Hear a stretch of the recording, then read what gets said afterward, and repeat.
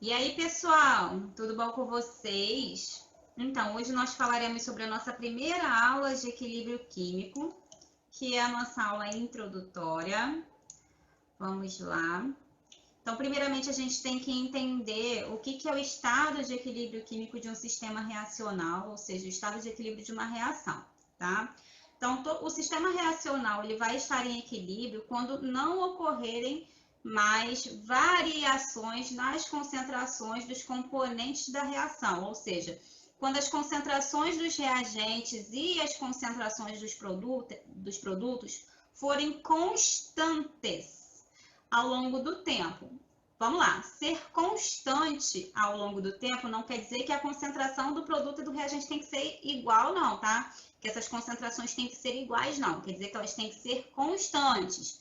Então, vamos lá. Se eu tenho reagente A e um reagente B, um produto C e um produto D, digamos que a concentração de A é 1 e a de B é 2. Então, num sistema em equilíbrio, a concentração de A vai ser sempre 1 e a concentração de B vai ser sempre 2, não vai variar, tá? E digamos que lá em C e D, nos produtos, eu tenha 5 e 3, por algum motivo, né? Só que eu botei números bem diferentes para vocês não acharem que tem que ser iguais, tá bom?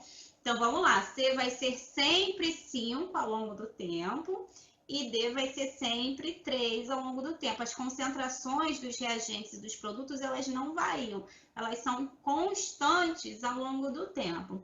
Essa é a situação onde a minha reação está em equilíbrio químico, beleza? E aí, lembrando que quando a gente está trabalhando cinética, que a gente viu lá em cinética da reação, a gente sabe que a lei cinética ela nos dá uma relação direta aí com as concentrações dos nossos reagentes, né? Então vamos lá, deixa eu botar aqui só para vocês verem. Digamos que a gente tem aqui, ó, uma reação Azinho, Azão, mais Bzinho, Bzão, dando Czinho, Czão, mais Dzinho, Dzão, certo? A gente sabe que a gente pode, se a gente estiver olhando aqui na reação direta, a reação direta é essa daqui, que é o sentido normal que a gente lê, né? A gente sabe que a lei cinética da reação, ela vai fazer uma relação entre as concentrações de A e de B, certo? Isso quer dizer que essas concentrações aqui de A e de B, com o tempo, não vão mudar no sistema reacional em equilíbrio. Mas agora no equilíbrio químico eu também posso olhar no sentido inverso, ou seja, de CD produzindo AB. Esse sentido aqui é o sentido da minha reação inversa, quando C e D deixam de ser produtos e passam a ser reagentes, certo? E aí agora, nessa reação inversa, os meus produtos vão ser A e B, tá bom? Então, nesse sentido inverso aqui, C e D passam a ser reagentes. Então, eu tenho aí, posso montar a lei cinética para essa reação inversa, onde C e D é que vão entrar na lei cinética, certo?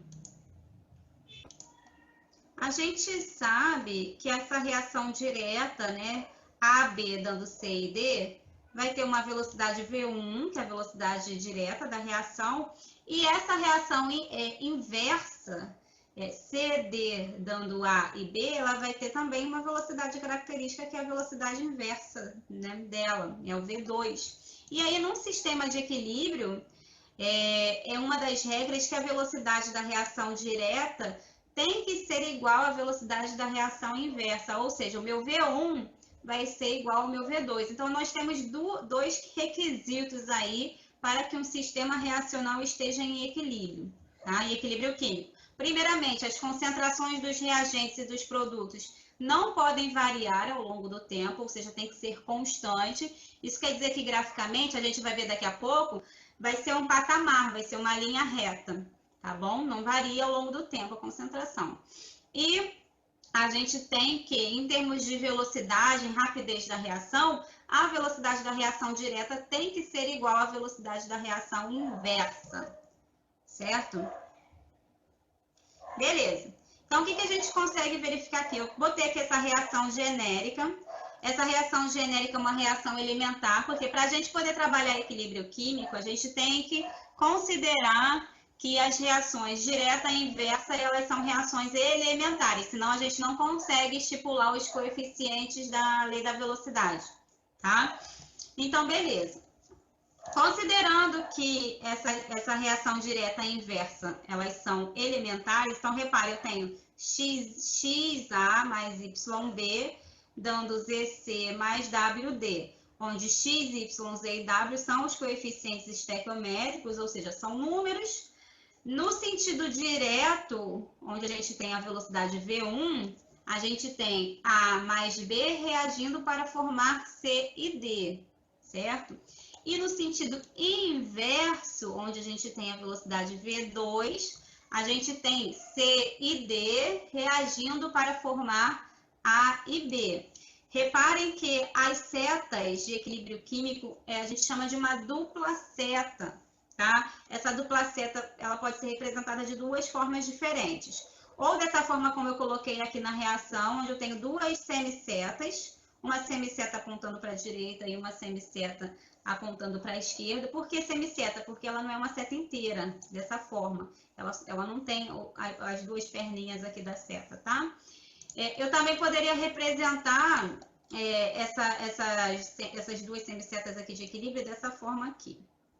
Tá? Mas é menos comum, mas pode acontecer também. O mais comum é essa representação que eu coloquei aqui, ó, tá? E toda vez que ele estiver assim, ó, essas duas semissetas presentes na reação com o mesmo tamanho, quer dizer que a minha reação está em equilíbrio químico.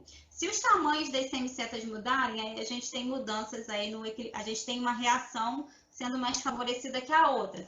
Digamos que eu tenha a semisseta de cima maior do que a semisseta de baixo, assim, nesse jeito.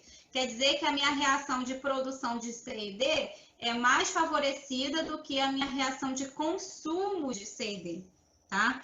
Se eu tivesse o sistema ao contrário aqui, ó, a minha semisseta de cima menor do que a semisseta de baixo, então eu tenho que a minha reação de produção de A e B, ela é mais favorecida do que a de consumo de A e B. Ou seja, nessa situação, a minha reação indireta, ela está sendo mais favorecida do que a reação direta, nessa reação aqui.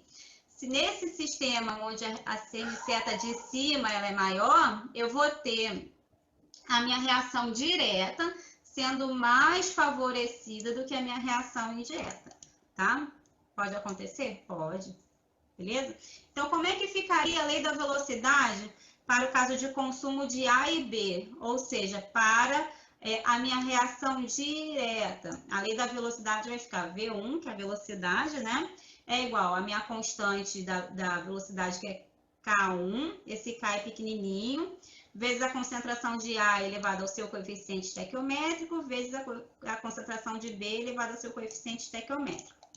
Beleza. E a lei da velocidade da reação indireta, ou seja, onde C e D são os reagentes, vai ficar V2 é igual a K2 vezes C elevado ao seu coeficiente estequiométrico, vezes D elevado ao seu coeficiente estequiométrico, tá? Tem tranquilo, porque isso aqui vocês já viram, né, na aula anterior. Beleza. Então, o que a gente sabe do equilíbrio químico? Um dos requisitos do equilíbrio químico é que a velocidade da reação direta seja igual à velocidade da reação inversa, certo? Se eu substituir aqui o V1 pela equação da constante da velocidade de V1 e eu substituir o V2 pela equação de V2, a gente tem essa igualdade aqui, certo? Arrumando essa igualdade de forma com que eu tenha só a constante do lado esquerdo e só as concentrações do lado direito, a gente tem essa estrutura aqui, ó, onde eu tenho constante de 1, né? Porque o constante de 2 passou para cá dividindo, certo? E a concentração de A e B passa para o outro lado também dividindo. Então, eu vou ter constante da lei da velocidade de 1 sobre a constante da lei da velocidade de 2, ou seja, a direta sobre a inversa, é igual o produto dos produtos elevado aos seus coeficientes sobre o produto dos reagentes elevado aos seus coeficientes, certo? Só que o que a gente sabe? A gente sabe que quando eu tenho uma constante dividindo por uma outra constante, sendo dividida, né, por uma outra constante, eu vou produzir o quê? uma outra constante. Então, uma constante dividida por uma constante é igual a uma constante. Não necessariamente K1 tem que ser igual a K2. Não, não vai ser, porque se fosse, isso não produziria um número, tá? Um número fixo, constante também, mas um número, tá? Não necessariamente. Então, quando eu pego uma constante e divido por uma outra constante, eu vou produzir uma outra constante. Essa constante tem um nomezinho que a gente chama de constante de equilíbrio em função da concentração molar, que é o Kc, Kc de concentração. E esse K é o K grande, tá? É o K maiúsculo, Kzão, tá? Então, é o Kc, é a constante de equilíbrio químico em função da concentração molar. Por que em função da concentração molar? Porque a gente está fazendo relações de concentrações molares aqui no lado direito da equação. Beleza? Então, por isso que a constante de equilíbrio químico em função das concentrações molares dos produtos e dos reagentes. Beleza? Essa constante Kc, ela veio da onde? Ela veio das constantes da lei cinética. A gente sabe que a constante da lei cinética, ela só pode ser afetada pela variação da temperatura do sistema. Então, o meu Kc, o meu K do equilíbrio, a constante de equilíbrio, vai ser igual, também só vai poder ser afetada pela variação da temperatura do sistema, como acontece na cinética. Beleza. Então, o que a gente consegue? Então, a fórmula para a gente poder calcular o Kc, a constante de equilíbrio em função da concentração molar, é essa daqui, ó. O que eu tenho aqui? Eu tenho o produto dos produtos. Nossa, tá bonito isso aqui, hein? Sobre o produto dos reagentes. Todo mundo elevado aos seus coeficientes estequiométricos. Reagentes. Ou seja, a constante de equilíbrio vai ser sempre o quê, gente? Produto em cima, reagentes embaixo. Produtos sobre reagentes. Não importa o tipo de constante de equilíbrio que eu esteja trabalhando, vai ser sempre o quê? Produto sobre reagentes. Sempre vai ser isso. Se eu estiver trabalhando constante de equilíbrio em função da concentração molar, vai ser o quê? As concentrações molares dos produtos elevado aos seus coeficientes sobre as concentrações molares dos reagentes elevado aos seus coeficientes. Mas eu posso trabalhar a constante de equilíbrio em função de outras coisas, tá? E daí a gente vai seguir a mesma regra. Produto sobre reagente, cada um elevado ao seu coeficiente estequiométrico. A única coisa que vai mudar o parâmetro que eu estou trabalhando nessa constante. E aí, obviamente, o nome da constante também muda, né? Bom, então, o que eu sei? Eu sei que essas concentrações, concentração molar de A, de B, de C, de D, elas estão relacionadas com o momento de equilíbrio químico, tá? Eu só posso colocar aqui na minha equação de Kc as concentrações molares referentes àquele momento do equilíbrio químico. Como assim? Qual é o momento do equilíbrio químico? É o momento inicial? Não, tá? Então, vamos lá. Eu tenho um sistema, eu coloquei A e B para reagirem. No início do processo, eu não tenho C e D ainda, porque A e B nem começaram a reagir. Beleza? Então, o que tem que acontecer com o meu sistema? Eu tenho que colocar A e B para reagir. Eles vão reagir com o tempo, vão produzir C e D com o tempo. E esse C e D também vão reagir com o tempo para produzir A e B. Vai chegar um momento que as concentrações de A, B, C e D não variam mais, ficam constantes. A velocidade de reação direta vai ser igual à velocidade de reação indireta, inversa. Logo, a gente vai ter um momento de equilíbrio. Então, só quando as concentrações de A, de B, de C e de D ficam constantes, é que eu tenho um momento de equilíbrio. Então, eu preciso que a reação aconteça durante um determinado tempo até que o equilíbrio seja atingido. Eu só posso colocar na minha equação da constante de equilíbrio as concentrações molares no momento do equilíbrio. Não pode ser no momento inicial, beleza? Senão dá problema, porque constante de equilíbrio é no momento do equilíbrio, tá? Isso é importante, guardem isso no coração de vocês, porque a gente vai fazer exercício disso e é uma coisa que muitos estudantes erram, tá bom?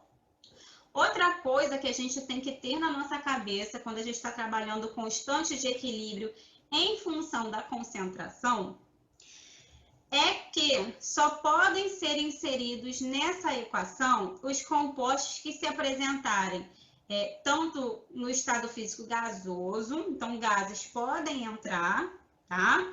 E compostos que estejam em uma solução aquosa, tá? Que tem o AQ de aquoso ali embaixo da letrinha. Então, por exemplo, C, aí vem embaixo o AQ, né? Se for aquoso, eu posso colocar aqui na constante de equilíbrio, na expressão. Se for gasoso, eu posso colocar na expressão de constante de equilíbrio. Porém, compostos que sejam líquidos, que tenham o L embaixo, não podem entrar, porque eles são solventes. Tá? E solventes não entram na equação de equilíbrio porque vão distorcer todos os valores, porque a concentração molar de um solvente é muito grande. Então, vai distorcer o valor dessa constante.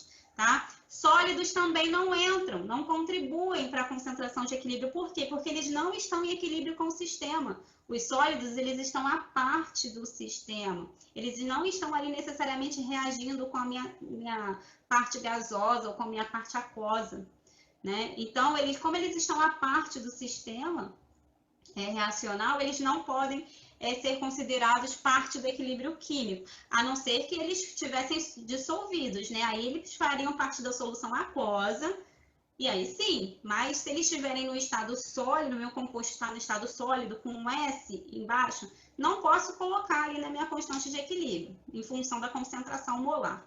Show?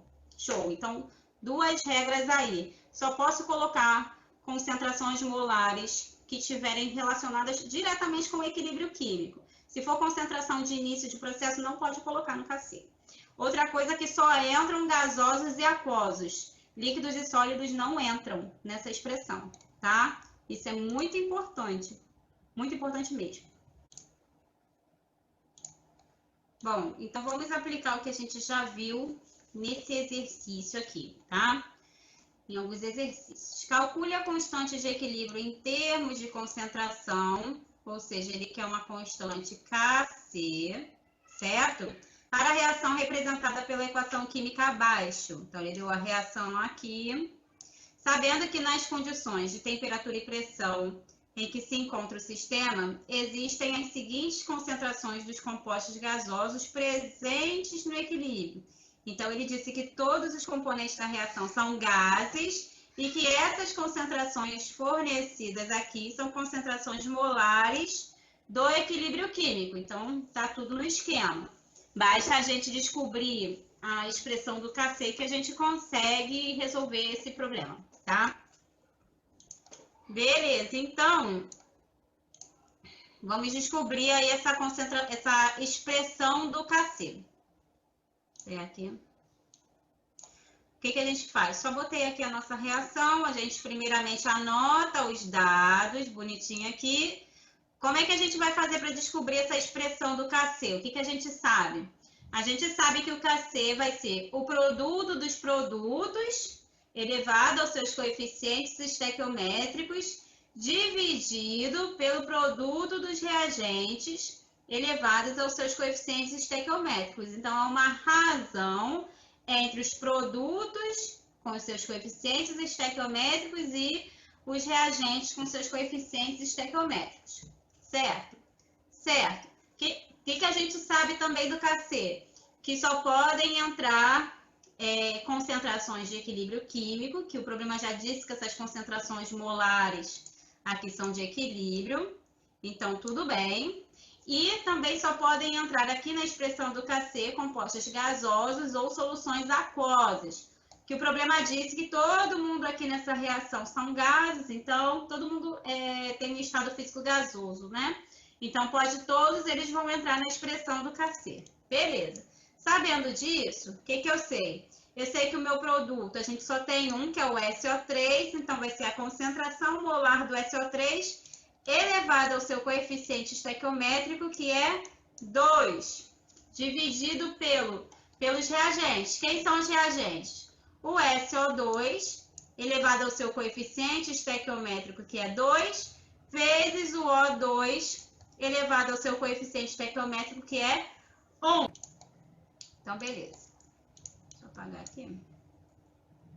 Então, com isso, a gente só vai substituir os valores aqui nos lugares de cada concentração.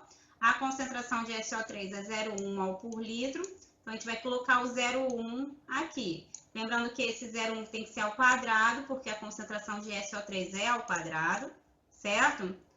Dividido por a concentração de SO2, que também é ao quadrado, que vai ser 1 molar, né? 1 mol por litro, então é 1 ao quadrado, vezes a concentração de O2, que é 1,5 mol por litro, então vezes 1,5.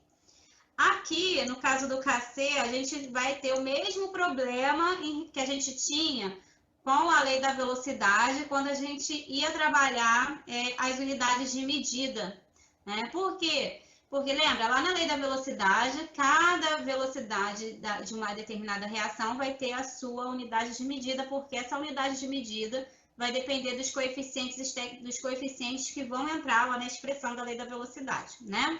Como a constante de equilíbrio, ela tem uma relação direta com a lei da velocidade, tanto direta e inversa, vem das leis da velocidade, né? Então, a gente vai ter o mesmo problema quando a gente for trabalhar a constante de equilíbrio em função da concentração, tá bom?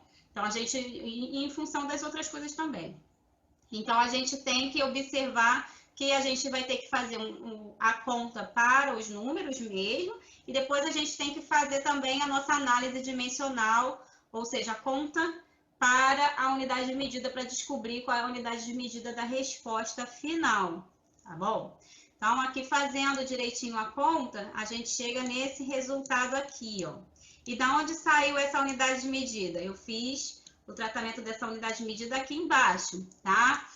Como que a gente faz isso? Tudo que acontece com os números vai acontecer com a unidade de medida que acompanha aquele número. Então, vamos lá. Para o SO3, a concentração dele era mol por litro. E esse mol por litro é ao quadrado. Por quê? Porque o SO3, a concentração é ao quadrado, então o númerozinho foi ao quadrado, logo a unidade de medida vai ao quadrado também, tá? Então, vai ser mol por litro quadrado para o SO3. Para o SO2 também vai ser mol por litro quadrado. Por quê? Porque a concentração do SO2 foi ao quadrado. E para o O2, a unidade de medida só vai ser mol por litro, a gente não eleva nada, porque o número que está elevando ali é 1, né? Beleza? Então, a expressão para a unidade de medida do KC fica dessa forma aqui. Tudo que acontece com o número, acontece com a unidade de medida, tá? Eu poderia fazer a conta contendo número e unidade de medida na mesma conta, na mesma expressão? Poderia. Eu não faço assim porque eu acho que para vocês talvez fique mais complicado. Mas quem quiser jogar tudo na mesma conta, não tem problema nenhum, tá? Beleza, sabendo disso, agora a gente vai arrumar, né? Na parte de cima ficou mol por litro quadrado e na parte de baixo da equação ficou o quê? Mol por litro cubo, né? Porque eu já tenho 1 mol por litro quadrado vezes 1 mol por litro, vai ficar mol por litro cubo, beleza? Ok, então o que a gente vai fazer agora? Nós temos duas frações, a gente repete a primeira fração e multiplica pelo inverso da segunda fração. Então, a primeira fração é o quê? Mol por litro quadrado, ou seja, mol ao quadrado sobre litro ao quadrado, né? Que é a mesma coisa, né? E a segunda fração ficaria o quê? Litro por mol ao cubo, ou seja, litro ao cubo dividido por mol ao cubo, porque é o inverso da segunda. Repete a primeira, multiplica pelo inverso da segunda, que vai ser litro por mol. Como está todo mundo elevado ao cubo, vai ser litro cubo sobre mol ao cubo, tá? Com isso, o que a gente tem? A gente tem mol quadrado em cima e mol ao cubo embaixo. Então, vai cortar esse mol ao quadrado com mol ao cubo, vai ficar só o mol embaixo, certo? E a gente tem litro ao cubo em cima e litro quadrado embaixo. Então, esse litro ao quadrado morre, sumiu, e esse litro ao cubo vai virar só litro. Então, como é que fica a unidade de medida? Litro por mol. Beleza. Opa, ficou faltando apagar aqui o negocinho. Cadê aqui? Pronto. Ok. Nesse segundo exercício aqui, o que nós temos? 1 mol de hidrogênio e 1 mol de iodo são misturados a 500 graus Celsius. Então, ele deu aí número de mols do início do processo, tá? As substâncias reagem e, após certo tempo, chega-se a um equilíbrio em que se constata a presença de 0,22 mol de hidrogênio residual. Ou seja, ele pegou 1 mol de hidrogênio, reagiu com 1 mol de iodo. Botou para reagir. No início do processo ainda não tinha nada, né? Só tinha 1 mol de cada um. Eles reagiram, a reação aconteceu. Quando chegou no equilíbrio, que ele foi olhar para o sistema, ele viu que ainda sobraram lá 0,22 mol de hidrogênio residual que não reagiu, ou seja, um excesso, né? E ele pede qual é a constante de equilíbrio Kc nessas condições. E ele deu a reaçãozinha aqui, ó, todo mundo gasoso. Ótimo. Aqui, a gente tem aquele caso que eu falei, onde só podem entrar na constante de equilíbrio as concentrações molares que estão referentes ao momento de equilíbrio químico, tá? 1 mol de hidrogênio e 1 mol de iodo não são números de mols relacionados ao número de mols de equilíbrio, são números de mols relacionados ao início do processo. Tanto que ele bota aqui no enunciado, as substâncias reagem e após certo tempo chega a seu equilíbrio, tá? Então, ele está bem direto aqui em relação a isso. Então, a gente, para poder inserir a concentração molar na constante Kc, na expressão da constante Kc, a gente tem que fazer o quê? Descobrir qual é o número de mols de cada um dos reagentes e do produto no momento de equilíbrio químico, senão a gente não pode fazer a conta. É isso que a gente vai ter que fazer, tá? Então, o que eu fiz aqui? Só repeti a reação e anotei os dados. Que dados são esses? Eu tenho 1 mol de hidrogênio molecular no início do processo e 1 mol de iodo molecular no início do processo. E o problema me disse que no final do processo, no momento do equilíbrio, a gente vai ter 0,22 mols de hidrogênio remanescente, excesso de hidrogênio, tá? Que vai estar lá no equilíbrio também, beleza? Beleza. Com isso, o que a gente sabe? Primeiramente, a gente vai fazer o quê? Montar a nossa constante Kc, a expressão da constante Kc. O que a gente sabe? Que só vai entrar nessa expressão da constante compostos gasosos e soluções aquosas. Aí a gente olha lá na nossa reação. Qual é o estado físico dos reagentes e dos produtos? Todos eles são gases, então todos eles vão entrar na expressão, tá? Beleza? Ok. Então, como é que vai ficar então? O produto a gente só tem o ácido iodídrico, né, o HI, coeficiente estequiométrico dele é 2, então vai ser HI quadrado, dividido por H2 elevado a 1, vezes I2 elevado a 1, né, que são os coeficientes estequiométricos de H2 e de I2. Então, essa aqui é a nossa expressão da constante de equilíbrio em função da concentração para essa reaçãozinha aqui, tá? Então, o que a gente sabe? Que esses números de mols são números de mols de início de processo, não podemos usar eles na constante de equilíbrio, logo a gente vai ter que calcular o número de mols de cada componente no equilíbrio químico. Como que a gente faz isso? A gente monta essa tabelinha aqui bonitinha, que a gente vai ter o quê? A gente vai ter os componentes da reação, quem são? H2 e I2, que são os reagentes, e HI, que é o meu produto, né? A gente vai ter o momento de início do processo, antes da reação acontecer. A gente vai ter o momento em que as coisas estão acontecendo, que os caras estão reagindo, mas ainda não atingiu o equilíbrio. E tem o momento de equilíbrio, que é daqui que a gente vai pegar as informações dessa última linha para poder usar na constante de equilíbrio, tá? Beleza, então o que a gente sabe? A gente sabe que no início do processo a gente tem 1 mol de hidrogênio e 1 mol de iodo. E aí, obviamente, no início do processo a gente não tem a reação ainda acontecendo, então a gente não tem nada de HI não tem nada de produto, né? A gente pode colocar zero, pode escrever zero, pode botar só um traço, que nem eu coloquei aqui. Só não aconselho colocar X, né? Como se estivesse cortando assim, porque pode confundir com uma incógnita, tá bom? Então, bota zero ou bota só um traço e pronto, acabou, tá? E aí, o problema disso é que sobraram 0,22 mols de hidrogênio remanescente. Então, esse 0,22 entra aqui no momento de equilíbrio. Ele está lá, está em excesso, ele não reagiu, mas ele ainda está lá no sistema. E como ele está no estado gasoso, ele está em equilíbrio com todo o resto, tá bom? Ok, o que a gente consegue ver aqui matematicamente, também pela lógica?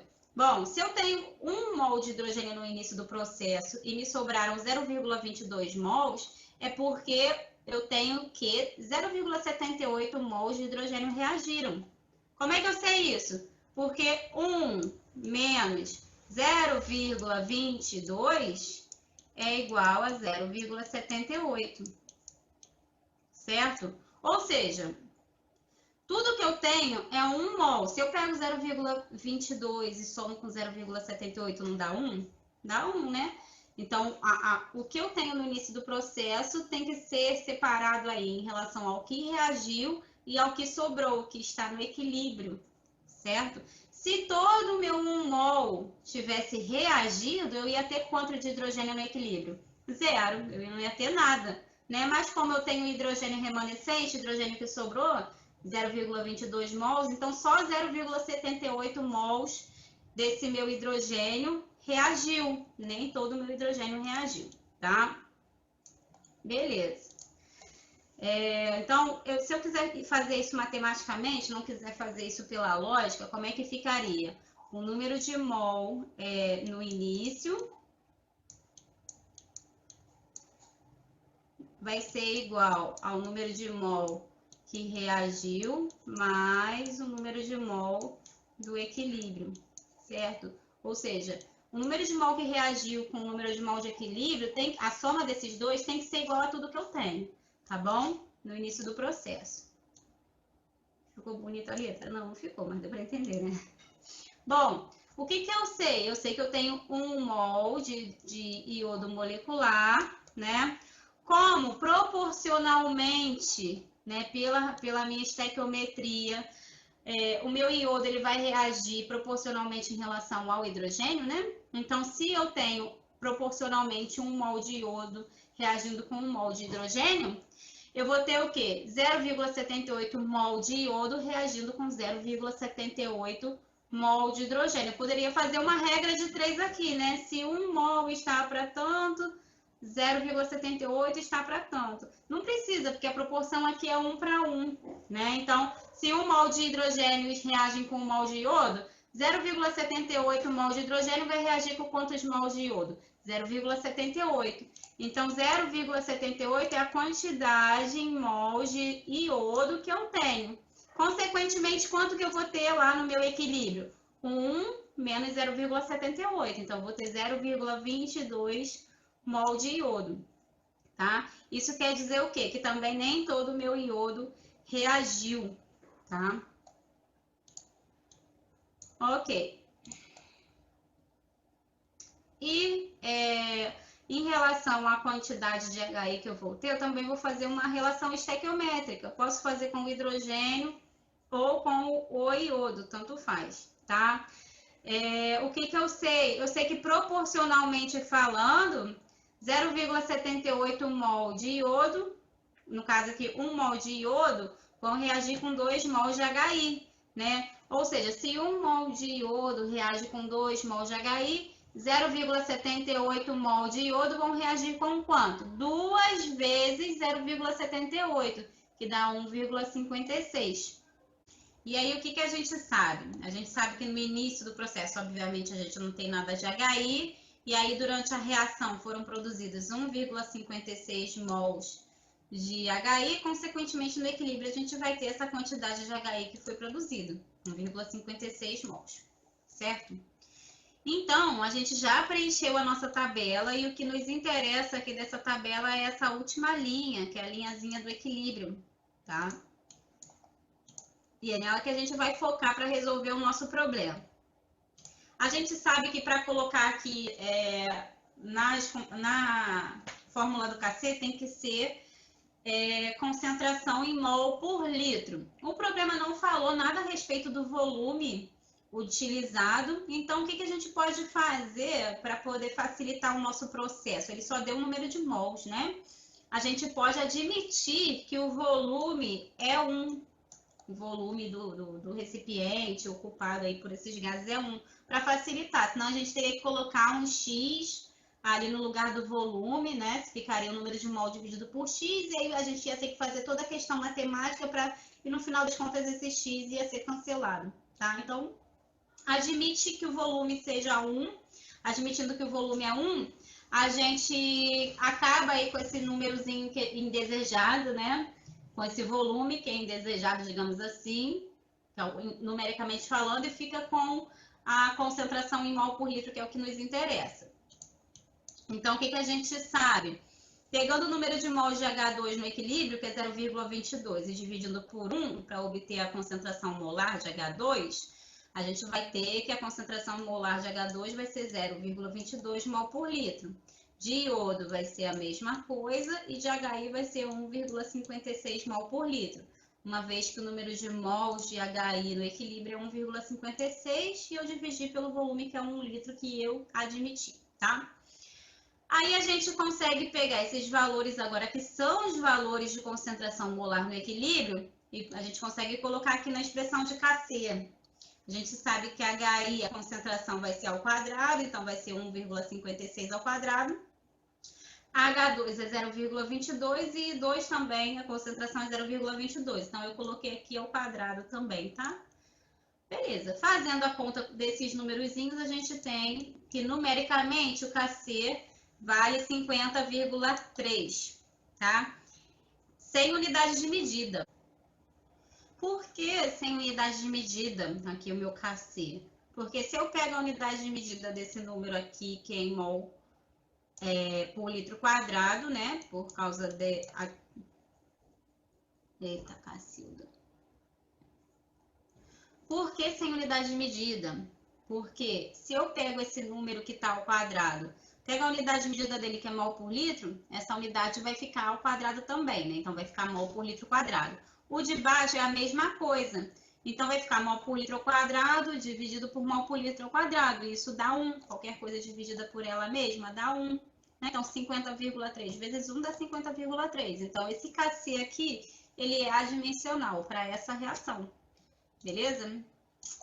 Beleza. Então, reparem que o outro KC era litro por mol, esse KC aqui já não tem unidade de medida. Cada KC vai ter uma unidade de medida diferente, ou não vai ter uma unidade de medida, vai depender do tipo de reação que a gente está trabalhando, tá? Então, a gente também pode trabalhar a constante de equilíbrio em função da pressão parcial do gás, que a gente chama de Kp. Então, o que mudou aqui para o nosso Kp? Não mudou nada, praticamente, tá? A diferença é que, ao invés de a gente usar a concentração molar dos componentes, a gente vai usar a pressão parcial. Então, ainda é produto sobre reagente. É o produto dos produtos elevado aos seus coeficientes estequiométricos sobre o produto dos reagentes elevado ao seu coeficiente estequiométrico. Só que agora o parâmetro que a gente vai usar é a pressão parcial, não é mais a concentração molar, tá bom? Então, não mudou nada, só mudou isso. Em relação ao Kp, a gente consegue fazer uma relação entre o Kp e o Kc. Como que a gente faz essa relação? O Kp vai ser igual ao meu K de concentração, vai ser igual ao meu Kc, vezes a minha constante dos gases ideais, vezes a temperatura em Kelvin, esse RT elevado à variação do número de mol estequiométrico, ΔN, tá? Como assim variação do número de mol estequiométrico? ΔN é igual a Z mais W, que são os coeficientes estequiométricos dos produtos, menos X mais Y, que são os coeficientes estequiométricos dos reagentes, tá? Então, eu consigo relacionar Kp com Kc desde que eu saiba a temperatura do meu sistema, beleza? Beleza. E saiba calcular, né, o Kp também. Com isso, vamos aplicar esses conceitos nesse exercício. Assim, antes de falar de exercício, o que acontece? O conceito de KP, ele não cai muito em prova, tá? O que cai mais é o KC, beleza? KC cai bastante. KP não cai muito, mas é bom saber, né? Porque vai que cai na prova, tá bom? Então, ó, observa a equação de equilíbrio abaixo. 2NO2 gasosos dando N2O4 gasoso. Tá? Então, 2 mol de NO2 gerando 1 mol de N2O4. Quando o equilíbrio acima é alcançado, a pressão é 2 atm. Essa pressão aqui é a pressão do sistema, tá? Não é a pressão parcial dos gases, é a pressão total do sistema. E há 40% de NO2 em volume a uma temperatura de 300 Kelvin. Esse 40% de NO2 em volume é relacionado aqui à fração molar de NO2, né? De 100% de todos os gases que eu tenho ali no meu sistema, que eu só tenho dois gases, o NO2 e o N2O4. Então, de 100% dos meus gases, 40% é NO2. É uma fração molar, tá bom? Então, a gente tem as frações molares, a gente tem a pressão total do sistema, a gente consegue calcular a pressão parcial do gás e a gente tem a temperatura, para a gente poder calcular a constante de equilíbrio em função de pressão parcial, né, que a gente precisa dessas informações, e também calcular em função da concentração molar. Para calcular em função da concentração molar, a gente precisa da temperatura do sistema, tá? Então, é isso que a gente vai fazer agora, resolver o problema. Bom, então, primeiramente, a gente tem que anotar os dados, que é a reação, que é importante, e os dados informados pelo problema, que é a pressão do sistema, 2 atm, a fração molar de NO2, que é 0,4, é um número, não é em percentual, tá? 40% é igual a 0,4, tá? E, consequentemente, se eu só tenho dois gases no meu sistema todo, que é o NO2 e o N2O4, o que faltar é respectivo ao N2O4, ou seja, 0,6, para a gente poder chegar a 1, porque o número 1, em percentual, se eu fosse levar ele para percentual, seria 100%, né? Então, o 0,4 não representa 40%, faltam o quê? 60%. Então, 0,6, 60% é a fração molar do N2O4, 0,6, tá? Numericamente falando, em percentual é 60%, tá? A temperatura do sistema, 300 Kelvin. Tem que ser em Kelvin? Tem. Se não tiver em Kelvin, converte, tá? Então, a primeira coisa que a gente vai fazer aqui é calcular a constante de equilíbrio em função da pressão parcial. Por quê? Porque se eu não tiver o KP, eu não consigo calcular o KC, tá? Então, o que eu sei? Para o NO2, qual vai ser a pressão parcial do NO2? Vai ser, lembra lá, a fórmula da pressão parcial. Espera aí que eu vou tentar escrever, né? Espera aí. Como que é a fórmula da pressão parcial? Pzinho vai ser igual ao P grande, o Pzão, vezes a fração molar, certo? No caso aqui eu inverti os números, mas dá no mesmo, tá, gente? Então, como é que vai ficar aqui, ó? A pressão parcial de NO2 vai ser igual à pressão do sistema, que é o Pzão, que é 2, vezes a fração molar do NO2, que é 0,4, tá? Não pode colocar em percentual aqui, ok? Ok, tá? E esse valor dá 0,8 atm, certo? Certo. Beleza. Aí, a mesma coisa a gente vai fazer para o N2O4, tá? Como que vai ficar a pressão parcial do N2O4? É a pressão total do sistema vezes a fração molar dele, que é 0,6. Isso vai dar 1,2 atm. Quer confirmar para ver se fez as contas certinho? Soma as duas pressões parciais, 1,2 e 0,8. Tá dando um valor igual ao valor da pressão total do sistema? 2? Tá, então você fez a continha certa, tá bom? Beleza, com isso eu consigo calcular o meu KP. Como é que vai ficar a expressão do KP para essa reaçãozinha aqui?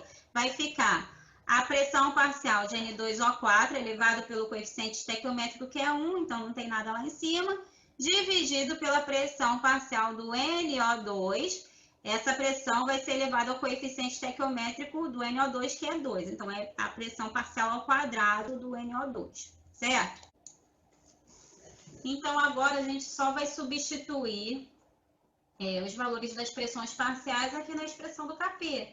Eu já coloquei aqui as unidades de medida direto na expressão, porque como é pequenininha aqui essa expressão, não vai confundir vocês, tá? Então, vai ficar 1,2 atm, que é referente à pressão parcial do N2O4, dividido por 0,8 atm. Esse 0,8 atm, que é a pressão do NO2, tem que estar ao quadrado, ó, porque a pressão parcial está ao quadrado, tá? E aí, fazendo essa conta, numericamente falando, vai dar 1,875. E a unidade de medida fica ATM sobre ATM quadrado, vai dar 1 sobre ATM. Beleza? Beleza. Então, a gente já calculou o Kp, só que o problema pediu o Kp e o Kc. Como é que a gente vai fazer para calcular o Kc? O Kc é a variação do número de mols estequiométrico, a gente precisa saber. A gente sabe que é 1 menos 2, então 1 mol estequiométrico do N2O4, que é o produto, menos o número de mol estequiométrico aqui do reagente, então menos 2. Então, essa variação aqui, ó, dá menos 1, tá? Beleza. O que a gente sabe também? Que Kp é igual a Kc vezes RT elevado a ΔM, tá? Isolando o Kc, que é o que nos interessa, como é que vai ficar a expressão? Kc é igual a Kp dividido por RT elevado a ΔN. Beleza. Com isso, a gente só substitui os valores, né? Kp é 1,875. Aqui eu separei as unidades de medidas para não ficar confuso, ó, porque são várias contas, né? Fica confuso. Então, aqui, ó, 1,875, que é o valor do Kp, 0,082, que é o valor do R. Por quê? Porque esse é o valor do R para a ATM, tá? Então, a nossa pressão parcial foi dada em ATM, a gente tem que usar a constante para a ATM. Vezes a temperatura em Kelvin. Tem que ser em Kelvin? Tem. Por quê? Porque a constante dos gases é em Kelvin, então 300, tá? E o ΔN é menos 1. Fazendo essa conta, dá 46,125 litro por mol. Por que litro por mol? Vamos fazer aqui, ó. Aqui é o tratamento das unidades de medida, tá? O Kp vai ter o mesmo problema do Kc. Por quê? Porque eles são produzidos da mesma fórmula, da mesma forma, a expressão, tá? Então, o que eu sei? Eu sei que o meu Kp, a unidade de medida é 1 sobre ATM, e a unidade de medida daqui de baixo, ó, RT ΔN vai ficar como? Vai ficar K igual, aqui, ó, cadê o R? Vai ficar Kelvin ATM litro, dividido por mol sobre Kelvin, tá? Beleza, elevado a menos 1, né? Menos 1 aqui. O menos ficou meio escondido, mas tá lá, tá? Então, é Kelvin ATM litro. Kelvin ATM litro, o Kelvin, ele veio da onde? Esse Kelvin aqui, ó. Esse Kelvin aqui veio dessa temperatura aqui, que em Kelvin eu já coloquei aqui, tá? Porque o R, a constante dos gases, é ATM litro dividido por mol Kelvin, tá? E aí esse Kelvin ali em cima veio da temperatura que eu já coloquei ali junto, tá bom? Beleza. Com isso, o que eu faço? Para poder resolver essa expressão, eu repito a primeira parte da fração, 1 ATM, e multiplico pelo inverso da segunda. Só que lembra que essa minha segunda aqui está em menos 1. Então, o inverso dessa minha segunda fração já vai ser a fração na forma como ela está. Lembra que toda vez que a gente tem um menos 1 na parte de cima de alguma coisa, a gente tem que inverter. Então, digamos lá, se fosse x elevado a menos 1, o certo, se a gente for representar ali em termos de fração, é 1 sobre x, né? No caso, se eu não tivesse esse menos 1, ficaria o quê? Lá do outro lado, ficaria mol vezes Kelvin dividido por Kelvin ATM litro. Mas como eu tenho menos 1 ali em cima, então fica exatamente do jeito que a expressão tá. Kelvin ATM litro sobre mol Kelvin, que é o que eu coloquei aqui, tá? Beleza?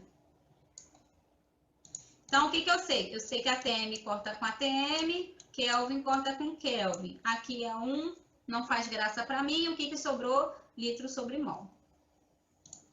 Então, por que que ficou litro sobre mol? Por causa dessa manipulação das unidades de medida, tá? Esse tipo de manipulação de unidade de medida é importante para uma prova de Enem da vida? Não, por quê? Porque a gente não tem a prova não é discursiva, a prova é múltipla escolha, ok? Então não é importante. Mas para a prova da UERJ, discursiva, é importante? É, porque o número sem unidade de medida não é nada, pode ser qualquer coisa, na verdade. Então, se vocês não fazem o tratamento da unidade de medida, vocês vão ganhar o pontinho?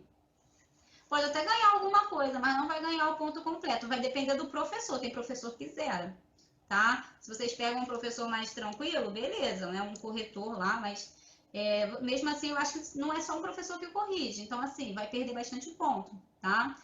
Aprendam a fazer essa análise aí das dimensões, análise dimensional, que a gente chama, que é a análise da unidade de medida, beleza? Bom, e por hoje é isso, pessoal. Eu espero que vocês tenham entendido. Qualquer dúvida, falem comigo, que esse tema é um pouquinho mais complexo, né? A gente foi assim, foi aumentando o grau de dificuldade das coisas. E é isso. Até a próxima aula.